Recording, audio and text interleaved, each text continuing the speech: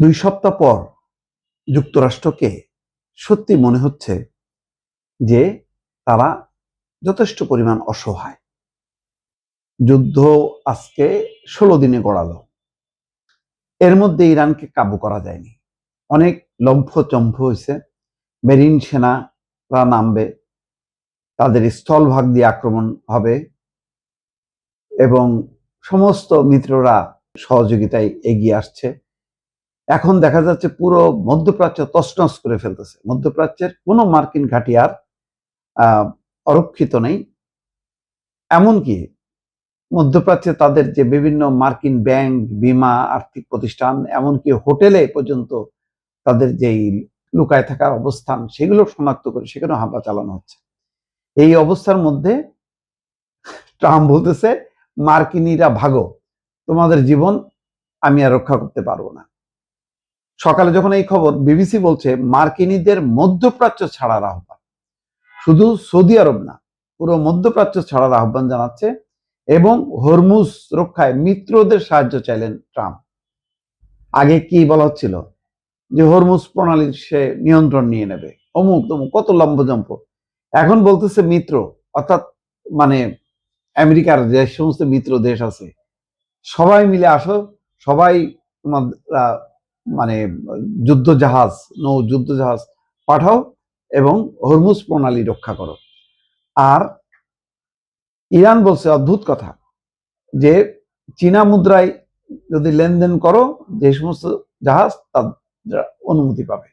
ভারত কোন রকমে 2টা জাহাজ ছাড় করাতে পারছে, চীন তাদের জাহাজ নিতে পারতেছে, কিন্তু বাকিরা কিন্তু নিতে পারতেছে না। বাংলাদেশের ক্ষেত্রে কোনো রেস্ট্রিকশন নেই, কিন্তু বাংলাদেশ ভয়ে মানে এই ঝুঁকিটা নিচ্ছে না। তো যাই হোক, ইরান যখন মধ্যপ্রাচ্যে মার্কিন লক্ষ্যবস্তুতে হামলা চালাচ্ছে, তখন যুক্তরাষ্ট্র তার নাগরিকদের কমপক্ষে 12টি দেশ থেকে, সৌদি আরব সহ 12টি দেশ থেকে নিরাপদে চলে যাওয়ার পরামর্শ দিয়েছে। বাগদাদে মার্কিন দূতাবাস ভবনে ক্ষেপণাস্ত্র হামলার পর দেশটিতে থাকা মার্কিন নাগরিকদের অতি দ্রুত ইরাক ছাড়তে বলা হয়েছে। মানে বাগদাদে যে মার্কিন দূতাবাস একদম ধ্বংস। ডোনাল্ড ট্রাম্প হরমুজ প্রণালী নিরাপদ রাখতে সহযোগী দেশগুলোকে আবারও আহ্বান জানাইছে।